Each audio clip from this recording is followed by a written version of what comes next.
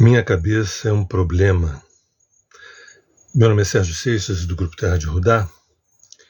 Queria falar um pouquinho sobre esse assunto. Minha cabeça é um problema.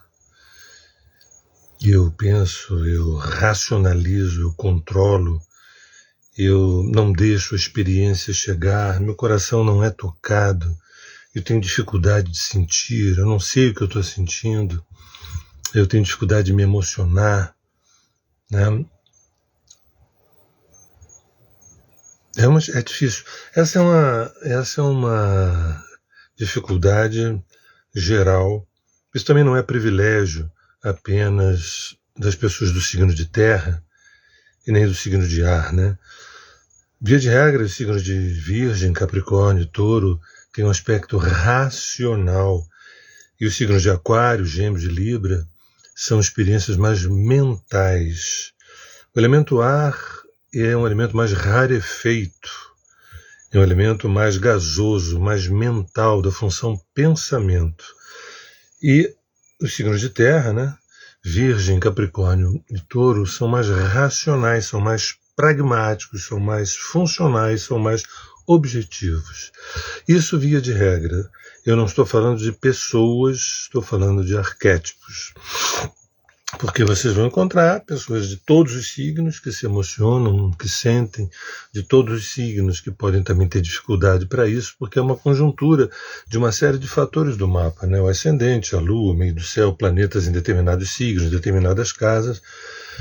Mas, via de regra, é um senso quase comum que pessoas que têm uma abundância de planetas em signos de terra são mais racionais, pragmáticos, mais controladores, buscam serem mais funcionais, mais prestativos, darem conta das coisas. E pessoas que têm uma predominância de planetas em signos aéreos também são mais, sabe, um pouco delirantes, ou função pensamento muito ativada no plano mágico, no plano mais fantasioso e tudo mais. Isso tudo muito bom, porque se eu não pudesse realizar, concretizar as minhas coisas do ponto de vista da Terra, seria péssimo. Se eu pudesse não ter ideias nem intuições no plano do ar também, né? Se eu não tivesse ações também corajosas do signo de fogo, tampouco a sensibilidade e o discernimento das águas, né, no elemento água, seria complicado. Mas é bom lembrar alguns pontos. O primeiro, que às vezes a gente pensa que controla, né? Às vezes fica até pensando que a pessoa deve se sentir... Reclamam, né? Porque a cabeça, o controle, mas devem se sentir um certo prazer, porque eu controlo as coisas. Essa crença, essa fantasia de que a gente controla as coisas, né? A gente se esforça, não é isso? A gente se esforça, a gente procura querendo controlar e não se dá conta de que esse pseudo-controle, esse falso controle, ele, embora ele não exista, né, a gente tem uma aparência de que a gente está controlando as coisas. Não raro eu vejo muitas das vezes mulheres pragmáticas que controlam a casa, controlam o marido, controlam os filhos, controlam o fim de semana, controlam as férias da criança, e maridos pragmáticos, racionais, que acham que as mulheres não dão conta e tentam, né? Lembrando que numa visão empresarial, né, das relações, numa visão empresarial das coisas que a gente se envolve, uma certa planilha, uma certa gestão, uma certa estrutura, isso é muito bem-vindo. Mas a gente não pode extrapolar certos limites, porque a gente acaba não acolhendo a surpresa, a gente acaba não acolhendo as surpresas quando a gente tenta fazer com que tudo esteja sob controle. Que fique claro que isso é uma fantasia, que isso nunca aconteceu, nem acontecerá, mas a gente acredita nisso, que a gente está controlando isso e aquilo. Mas é bom lembrar um ponto, que esse suposto controle nosso, que nos desidrata, na verdade, que nos definha, que nos torna um pouco mais miseráveis, vamos dizer assim, isso representa muito menos que 1% daquilo que a gente possa chamar de real, ou das realidades.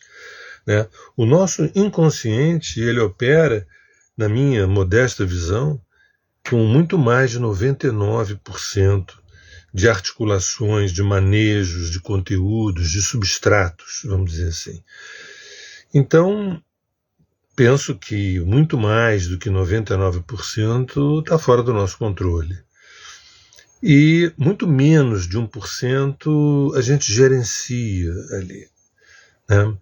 Como a gente pensa, decide, escolhe, racionaliza, dá a impressão de que isso é 100% do processo. Não.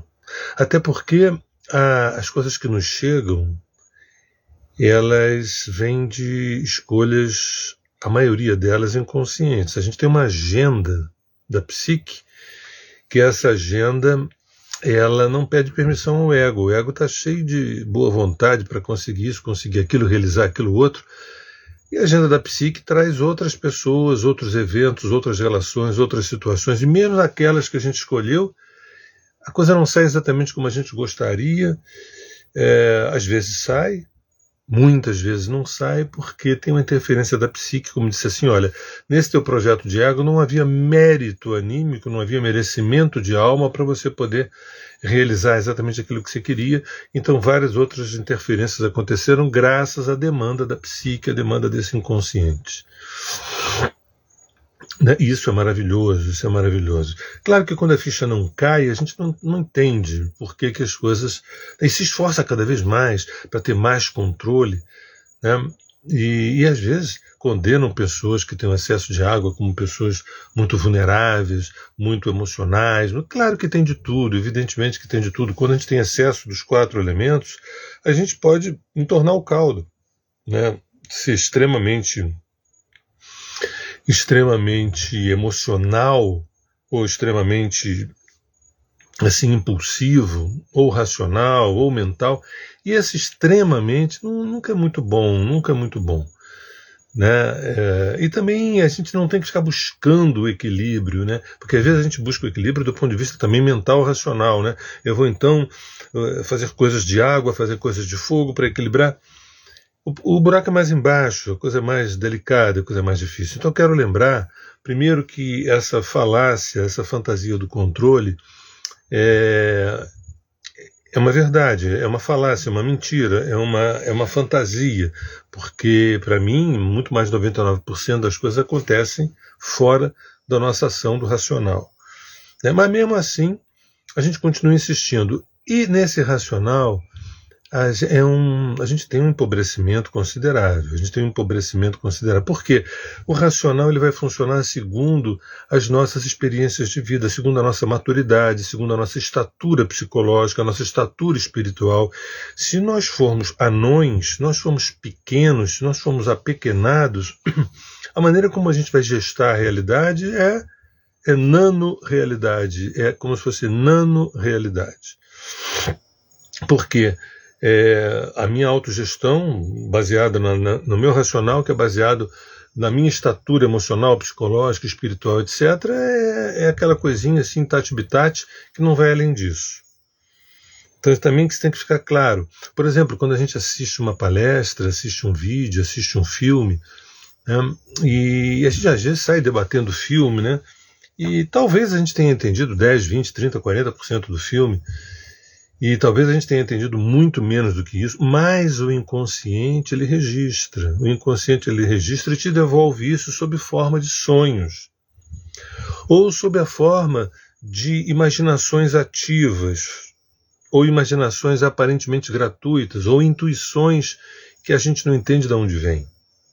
Isso é a coisa mais fabulosa, mais maravilhosa. A gente assiste um filme e gostamos ou não gostamos do filme, entendemos ele quase todo, não entendemos quase nada, mas a psique ela traz aquele filme e ela metaboliza, e ela nos devolve sob forma de símbolos, de imagens, né? E a gente não vai associar isso ao filme. O mesmo uma palestra, a gente assiste uma palestra, tem gente que dorme numa palestra, né? E o fato de dormir não isenta a pessoa de estar aprendendo e absorvendo. É claro que a pessoa não sabe, ao acordar, repetir o que foi dito.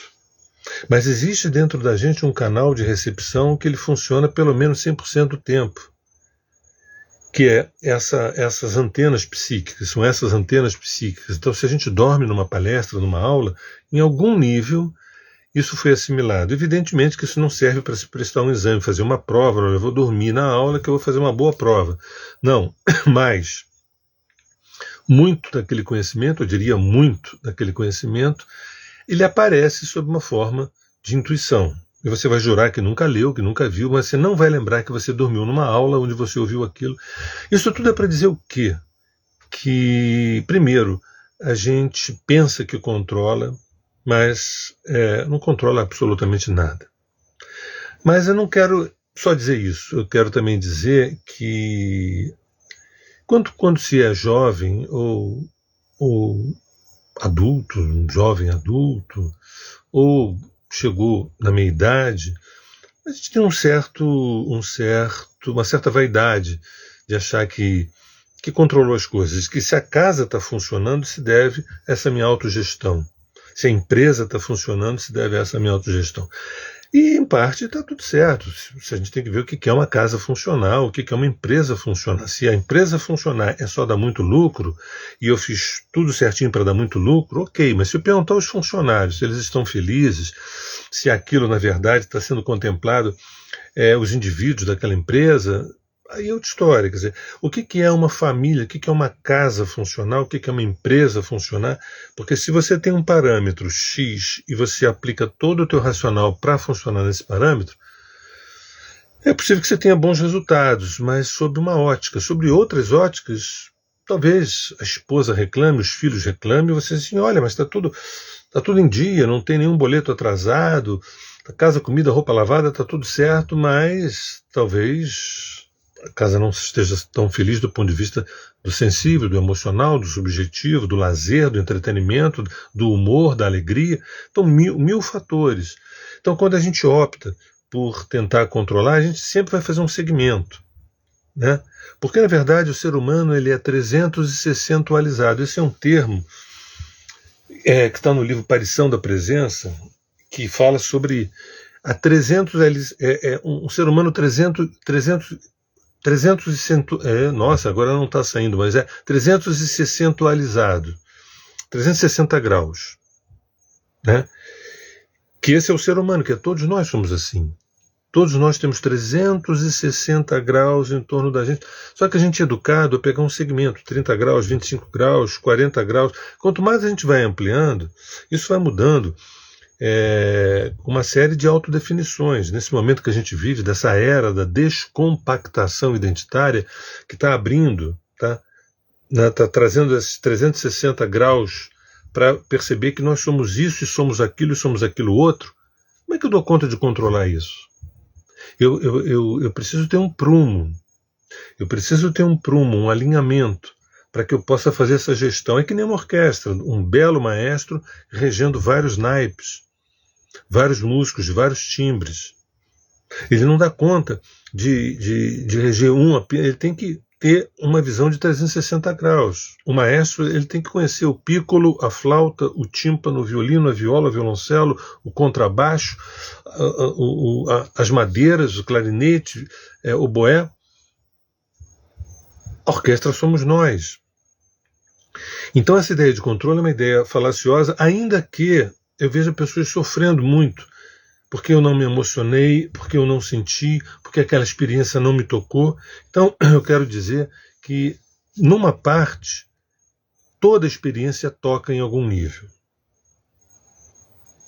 Todas as experiências tocam em algum nível. Que a gente entende que tocar é a gente sair chorando, o que tocar é a gente de pronto ali entendi, já posso falar sobre experiência. Às vezes eu não sei falar nada sobre aquela experiência, às vezes me deu um branco, às vezes eu fiquei assim paralisado, às vezes eu fiquei ausente, ou entre aspas, ausente. Entende? Então a gente tem que tomar cuidado para não dar muito poder à nossa capacidade de racionalizar o que a gente viveu, porque existe uma antena enorme, gigantesca dentro da gente, chamada psique, que ela captura. E nem sempre isso resulta numa emoção, num sentimento ou numa opinião. Bem, isso é um ponto importante. Tá? Do que eu estou falando? Eu estou falando que não se castiguem tanto achando que se está sofrendo porque eu sou uma cabeça e eu não tenho mais nada. Tá? Isso não é verdade. Ponto. Mas agora eu queria ir ao encontro também dessas pessoas que dizem isso, dando alguma confirmação a isso. A Terra de Jordá fala muito da espiral vertical, que é essa energia que vem da base da coluna, subindo na coluna, indo até sabe Deus onde. É essa espiral vertical que faz com que os nossos olhos brilhem e com que a gente, com alguma facilidade, encontre o nosso Dharma, o nosso entusiasmo, a nossa lei, o nosso caminho, a nossa missão, o nosso propósito aqui na Terra. Não confundam os objetivos do ego, não confundam os objetivos básicos, porque, por exemplo, quando a gente fala preciso trabalhar, preciso ganhar dinheiro, preciso pagar as contas, preciso ter uma casa em dia, preciso disso tudo sim, eu preciso respirar, eu preciso comer, eu preciso beber, eu preciso tomar banho, eu preciso defecar, eu preciso tudo isso. Mas tudo isso é a base. Se eu não respiro, eu morro. Se eu não como, eu morro. Se eu não durmo, eu morro. E aí, se eu construo uma família, eu tenho que sustentar e arcar com esses compromissos. É o mínimo. Isso é o mínimo. Eu sei disso. Eu sei que muita gente pode pensar, esse mínimo muita gente não tem. É verdade. Muita gente não tem, né? Mas é o mínimo. Deveria ter. E nós que temos deveríamos fazer o impossível para que todos tivessem, de alguma forma, para que todos tivessem esse mínimo. Por quê? O que é? Se esse é o mínimo, o que é o máximo? Né? É a realização do nosso espírito aqui na Terra. Nós estamos hospedados aqui por um tempo. A gente não vai ficar aqui a vida inteira. Todas as encarnações. A gente não veio daqui, a gente não é daqui, a gente não vai ficar aqui. Mas para a gente sair dessa hospedagem, a gente tem que ter algum mérito consciencial, E para isso, se a gente fica refém, né, apenas dos compromissos de sobrevivência, vamos deixar para a próxima encarnação, e depois para a próxima, depois para a próxima, depois para a próxima. E qual é o risco disso tudo? É também a cada próxima encarnação a gente adquirir novos traumas. E esses novos traumas, eles forem fincando a gente numa dificuldade de ascensão. Cada nova encarnação também é uma oportunidade da gente evoluir, mas é também uma possibilidade de nós involuirmos. Nós podemos evoluir tranquilamente. A gente pode desaprender uma língua.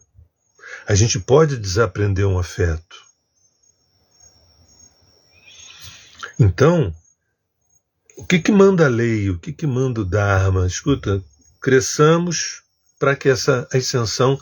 O que chama ascensão? Nós estamos da 3D para 4D, tem 5, 6, 7, 8, 9, 10 e por aí vai. Isso tudo diz respeito a gente. Nós somos seres multidimensionais. Eu sei, eu entendo o sofrimento de muita gente que se sente refém da cabeça, da razão, né? E também por conta disso tem muito medo, insegurança, medo de não conseguir, medo de não dar conta, insegurança, né? E querem entender e racionalizar e controlar, muito medo da loucura, medo de enlouquecer, medo de ter tantas emoções, medo da vulnerabilidade. Quer dizer, é tanta loucura. Eu chamo de loucura, mas esse é um dado de realidade, porque as pessoas vivem isso. Mas vivem isso desde quando e até quando? Vivem isso desde quando e até quando? Quando é que a gente vai colocar um limite? Quando é que a gente vai dizer assim, olha, chega, eu quero tudo que eu tenho direito.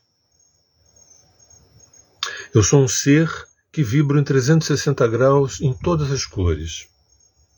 Eu tenho todas as idades e tenho todas as possibilidades. Eu preciso de uma estrutura, de um amadurecimento emocional, de um amadurecimento psicológico, de um amadurecimento espiritual, para eu poder assumir quem de fato eu sou. Nós não somos uma lanterna, nós somos uma fogueira. Nós não somos um foco, nós somos uma estrela. Esse é o resgate, vai ao teu encontro. Esse é o resgate. Mas para isso, a gente tem que abrir esse controle, confiar que aquela experiência que chegou foi mandada pela psique. Todas as experiências que a gente vive, que parece que fomos nós que escolhemos, né? Elas são agendadas pela psique. A psique bota na nossa frente tudo aquilo que a gente precisa viver como espécies de prova que trazem à tona como é que a gente lida com prazer e abundância, provas como é que a gente lida com aspectos difíceis, né? De provação mesmo.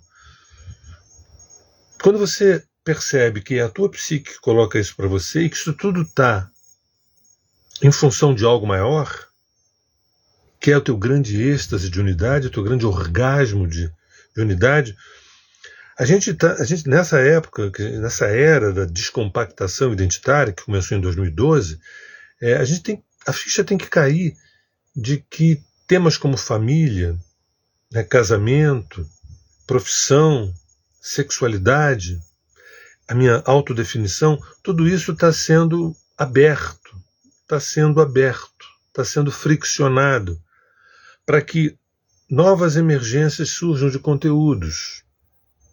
É como se fosse uma atualização do aplicativo, esse aplicativo chamado personalidade. Precisamos atualizar esse aplicativo.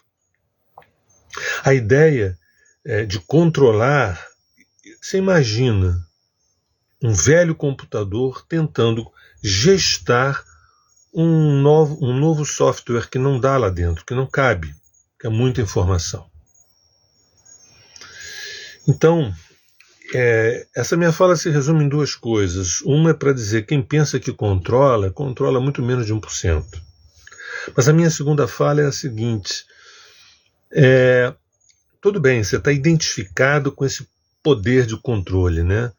Esse governador que você pensa que é, esse primeiro-ministro, esse presidente, essa prefeita que você pensa que é, você está identificado com isso, né? Meus pêsames, porque isso não vai te dar potencial de ressignificação, potencial de recriação, potencial de reinvenção. Você está longe de assumir o artista que você é. E esse artista que você significa esse manancial de você poder ressignificar a tua existência, de você poder recriá-la, reinventá-la. Esse é o mínimo que espera de um ser vivo. E eu me refiro aos seres vivos, porque tem muitos que andam com a carcaça e a alma adormecida, né? Então a segunda coisa que eu estou me referindo é o seguinte: dê uma chance para que o mistério possa trazer um caos fértil para você. Dê uma chance. Eu sei que vai dizer assim, puxa, que bonita essa frase, dê uma chance que o mistério traga um caos fértil para mim. Que linda essa frase, que frase poética, né? Mas aí alguém pode dizer assim, eu não sei lidar com essas coisas e eu preciso aumentar o meu cabeção. Ter um cabeção maior ainda para tentar entender tudo, entender o máximo que possível. Porque no fundo eu tenho medo do escuro, medo da loucura, medo do que eu não dou conta, medo de me mostrar instável, inseguro, vulnerável. Ao dizer isso, eu estou atestando também a minha ignorância. A minha ignorância e o meu despreparo. A minha ignorância sobre os processos e o meu despreparo. Na verdade, a fala é: eu preciso de uma ajuda para que eu possa compreender, para que eu possa interagir abertamente com as coisas que me chegam. Eu queria tirar essa gestão daqui e fazer com que a gestão atue no meu corpo inteiro. Eu tenho vários corpos. Como é que o meu sexo pensa esse episódio que aconteceu na minha vida? Como é que a minha área afetiva pensa? Como é que minha área afetiva vibra, sente essa situação que chegou para mim? Como é que meu corpo integral? Como é que é meu corpo espiritual? E a gente aloca tão somente o campo da razão. Isso é uma herança também do século XIX, da virada do XVIII para o XIX. Isso é uma herança do iluminismo, né, da ciência. A gente, depois de ter vivido 10 séculos de Idade Média, né, parece que ali a religião, a fé, gerou um nível de toxicidade de tal ordem que só mesmo a ciência vai nos salvar, só mesmo a inteligência vai nos salvar, somente a razão vai nos salvar. E não é nada disso. Somente os nossos corpos integrais. Né? Nós temos esse quaternio, que é o lado do corpo, o emocional, o intelectual, o espiritual. Então, se a primeira coisa que eu digo é bobagem, você pensa que controla, mas no fundo não controla nada, a segunda coisa é dizer assim, eu entendo quando você fala que controla, você quer dizer que você vive uma certa miséria. Né? Existe, de repente, o preto e o branco. Existe o certo e o errado. Existe aquilo que eu dou conta e aquilo que eu não dou conta. É uma coisa meio tati-bitate. Então essa minha segunda fala vai para dar anuência à visão que as pessoas têm. Falam assim, olha, eu queria sentir, eu queria me emocionar, eu queria me entregar, eu queria me envolver, eu queria me permitir ser, eu queria...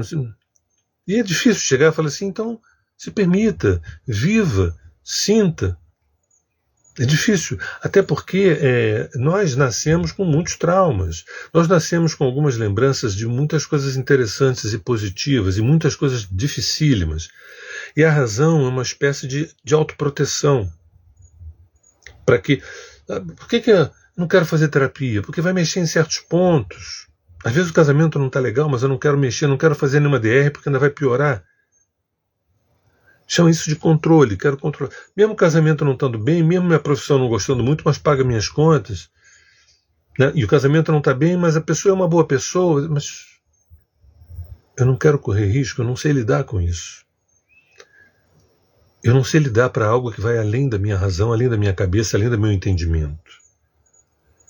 Eu não estudei tanto. Eu não sou tão profundo. Eu não sei simbolizar. E é esse ser modesto, apequenado, que tenta controlar a realidade. A realidade, essa coisa gigantesca, está sendo controlada por alguém de estatura apequenada. A minha fala não é se jogue nas experiências. A minha fala é prepare-se. Prepare-se. Prepare-se para você lidar com esse ser humano quatérnio, que tem o corpo material, o corpo emocional, o corpo intelectual, o corpo espiritual. Isso para começo da história, que a gente tem outros corpos ainda. Bem, é isso. Eu acho que hoje eu quis trazer uma fala, quem sabe um pouco mais contundente, sobre o aprisionamento da cabeça, o aprisionamento da razão, o aprisionamento do mental. E insisto que isso não é privilégio dos signos de terra, quais sejam Virgem, Capricórnio e Touro, tampouco privilégio dos signos de ar, Aquário, Gêmeos e Libra. Repare que eu falo sempre nessa ordem, porque tem uma certa hierarquia. As pessoas que reclamam do controle, via de regra, majoritariamente têm planetas em Virgem, depois em Capricórnio e por último em Touro. E pessoas que reclamam também de uma função mental muito intensa, via de regra é Aquário, depois é Gêmeos, depois é Libra. Mas não é monopólio, isso não é monopólio desses signos. Né? Você pode ser Gêmeos, Libra, Virgem, Capricórnio, se emocionar, se entregar, não controlar, você pode, porque primeiro que a gente pode muito mais do que a gente pensa, e segundo que o nosso mapa é muito mais do que o nosso signo e ascendente. Mas a minha fala vai para além disso. A minha fala vai para tonificar as inteligências. Eu quero tudo que eu tenho direito. Eu não sou aquilo que eu penso ser, eu não sou aquilo que tentam fazer com que eu seja, eu não sou aquilo que tentam me... Tem pessoas que têm projetos para mim, tem pessoas que têm projetos... Não é só pessoas da família, não são só amigos, mas a própria sociedade tem projetos para mim. Quem sou eu, na verdade? Né? Se eu não sei lidar com essa pergunta, e eu preciso aprender a lidar, eu tenho que pedir ajuda. Essa ajuda, que pode até começar pela cabeça, mas ela vai ter que descer em todos os corpos, para fazer com que eu me sinta íntegro nas experiências. Porque, do contrário, eu vou administrar uma desidratação, uma fome, uma miséria. Porque o nosso racional é muito menos que 1%. Embora pareça o contrário. Né? Mas, Sérgio, eu só não entendi uma coisa aí, Sérgio. Se você está falando que as pessoas racionalizam demais, quer dizer, eu estou me dirigindo a essas pessoas que...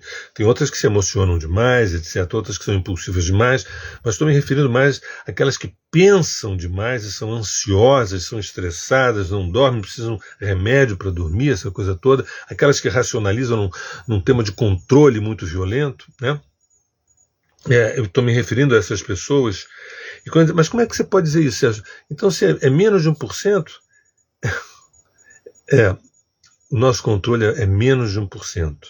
Só que, quando eu digo isso, a gente está ignorando os outros 99%, que é a enorme surpresa do real, da presença, do presente, do instante criador, do instante da invenção, da reinvenção. O ato de controlar é um ato da gente se diminuir. É uma espécie de nano-humanidade.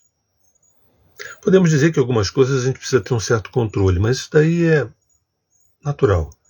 Eu estou me referindo àquelas pessoas que tentam controlar a vida, a família, a área emocional, a área sexual. Eu estou falando para a maioria das pessoas. Eu estou falando para a grande maioria das pessoas. Né? Então é isso. Vai aí a minha sugestão de, quem sabe, darmos uma chance a que certas coisas, certas situações, certas experiências, certas emoções, certas sensações, intuições possam vir à tona e eu não ter que encaixá-las em um padrão antigo. Porque, via de regra, a nossa racionalidade é tentar trazer um padrão velho para uma situação nova. E a gente acaba que não vive uma situação nova. Chega uma situação completamente nova e a gente coloca dentro de um modelo antigo. Para a gente saber lidar. Esse modelo que eu sei lidar. Então eu estou condenado, que nem um hamster, a ficar naquela rodinha. Eu não vou sair daquilo. Posso até ficar com tônus na minha musculatura, mas eu não vou sair daquilo. Porque aquilo que chega de novo para mim, eu coloco dentro de um padrão velho. Né? Então, dancem, pulem, cantem, criem, façam mantras, inventem mantras. Quer dizer, inventar é um modo de dizer, eu estou dizendo assim, deixem sair sons, pulem, saltem. São mecanismos aeróbicos da gente poder minimizar a atividade mental. Existem mecanismos aeróbicos. Por que será que tanta gente corre, faz exercício? É muito difícil, nesses exercícios mais aeróbicos, a gente estar ali com tanta sagacidade intelectual, porque a energia está circulando, a energia está circulando, a energia está circulando. Na medicina chinesa, quando a gente sofre um trauma, uma batida, e aquilo dói, é porque houve uma estagnação de energia. E a gente vive cronicamente uma estagnação de energia, energia toda na cabeça. Energia toda na cabeça. Toda na cabeça. Tá? O corpo, a energia circulando no corpo faz com que a gente tenha mais discernimento. Eu queria ter mais clareza, eu queria ter mais foco, eu queria ter mais assertividade. Então, olha só, dá uma trégua para a tua cabeça e faz com que essa energia circule, Dá a impressão de que quanto mais a gente pensa, mais intelectual a gente fica, mais inteligente a gente fica. Não é verdade. A gente só fica oxidando, enferrujando as mesmas velhas opiniões. Minha fala é... Porque tem isso, né? Não dá para eu dizer assim, gente, vocês deixem de pensar tanto, de racionalizar tanto, abram o coração e vivam a experiência. Dizer isso é mole. Mas existem técnicas E essas técnicas têm a ver com expressões mais aeróbicas, do movimento, da dança, do grito, do pular, do gritar, do soltar, do cantar, do tocar, quando escrever, do vomitar. Procurem conhecer uma técnica, não é uma técnica, uma linguagem da arte contemporânea chamado action painting, de um cara chamado Jackson Pollock. O que ele fez?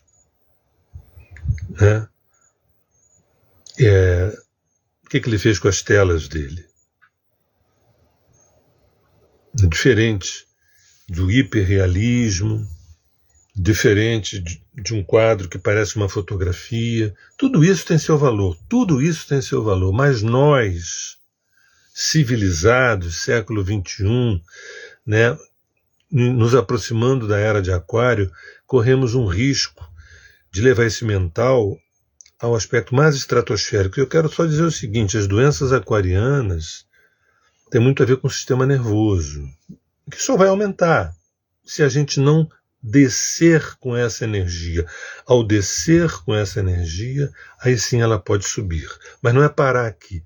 Se essa energia desce, ela sobe e vai. O que a gente chama dessa espiral vertical.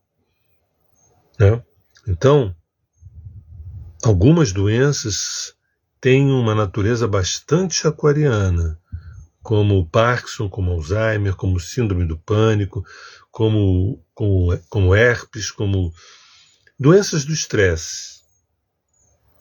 E o desestressar é circular energia. Essa circulação de energia faz com que você controle menos e adoeça menos.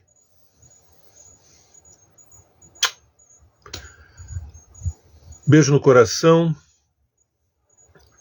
A gente vai se falando. Tá bom? Até agora.